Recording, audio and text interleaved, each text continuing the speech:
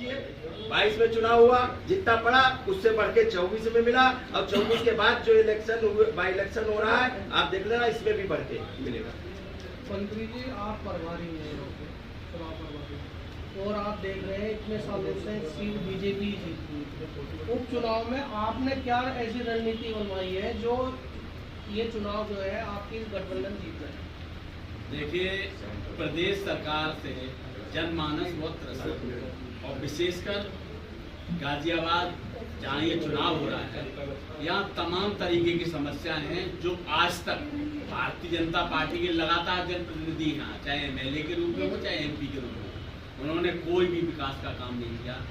यहाँ पानी की समस्या जस की तस है, सीवर है ही नहीं, बिजली की समस्या, बिजली के नाम पर उत्पीड़न, साथ साथ यहाँ के लोगों का राशन, जो राशन मिल रहा है, तो राशन भी बहुत खराब क्वालिटी का राशन, उसको पसंद नहीं कर रहे लोग। और जितने भी इनके नुमाइंदे हैं वो आते हैं, अब इनका वोट लेके और छल के चले जाते हैं। अपनी बार गाजियाबाद नगर की गाजियाबाद सदर सीट पर यहाँ की जनता ने मन बना लिया है कि गठबंधन के प्रत्याशी सिंहराज यादव को जिताएंगे।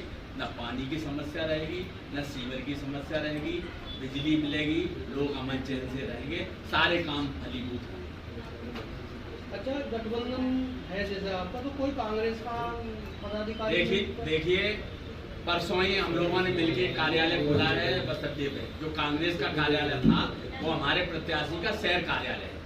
16 वार्ड लाइन के इस तरफ है और 16 वार्ड उस तरफ है, तो 16 वार्ड चूंकि लोगों के आवागमन में दिक्कत हो रही थी, इसलिए कुछ उधर 16 वार्डों का संचालन उधर से हो रहा है और 16 वार्डों का संचालन इधर से हो रहा है। दोनों कार्यालयों पर लोग बैठे हैं, सारी व्यवस्थाएं हैं, कुछ जो कमी रहती है आदान प्रदान करके सब सामाजिक तरीके से चल रहा है। विधायक जी, मेरा एक सवाल है, कल योगी जी आए थे, ये कह गए थे कि सपा का और कांग्रेस का जो है तलाक हो गया, क्या कहना चाहेंगे इस बारे में आप? देखिए, कल योगी जी आए थे, जैसा मुझे सुनने को मिला है, उन्होंने क्या काम किया पता आपको?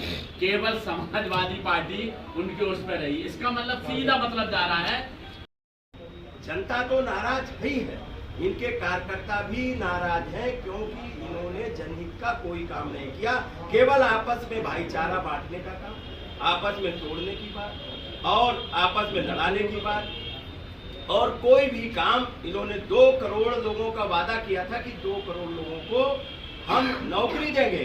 बीजेपी जब से आई है, प्रत्येक बरस 2 करोड़ लोग जो नौकरी कर रहे थे उनकी छटनी हो रही है, और कोरोना काल में भी छटनी हुई, नोटबंदी में भी छटनी हुई, और लगातार लोग निकाले जा रहे हैं। इनकी नीतियों और कार्यक्रमों के चलते हुए लोग शिक्षा इतनी महंगी कर दी कि लोगों को पढ़ा पाना दूर है।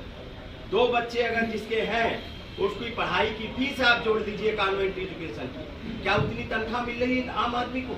नहीं मिल रही है। इसलिए ये आज बड़ी महंगाई चरम सीमा पे, गैर बराबरी चरम सीमा पे, और चंद उद्योगपतियों को पूरे देश की सारी संपत्ति देके इस मुल्क को गुलाम बनाना चाहते हैं, लाचार बनाना चाहते हैं, अशिक्षित बनाना चाहते हैं, और जब अशिक्षित होंगे, लाचार होंगे, तो इनको 5 किलो अनाज पे ये वोट लेना चाहते हैं। इनकी ऐसी नीतियां बीजेपी और आरएसएस की है। इसलिए जनता इस बार बाई इलेक्शन के चुनाव में, उपचुनाव में हमारे 9 की 9 सीटें समाजवादी पार्टी और इंडिया गठबंधन जीतने का काम होगा, और बीजेपी हारेगी और हार रही है। आप देख नहीं रहे, मैं तो देख के आ रहा हूँ कानपुर में किस तरीके का नंगा नाच हो रहा है।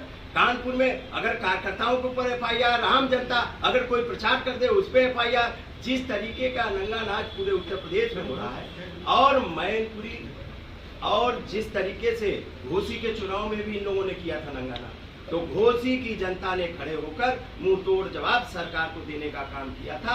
उसी तरीके से घोसी और मैनपुरी में जिस तरीके का बाई इलेक्शन हुआ था नेताजी के न रहने पे, वहां भी इन्होंने नंगा नाच करने का काम किया था, हमारे कार्यकर्ताओं पे एफआईआर लिखने का काम किया था। उसके बाद में भी श्रीमती डिम्पल यादव जी को लगभग 3 लाख वोटों से समाजवादी पार्टी की प्रत्याशी को जिताने का काम जनता ने किया था।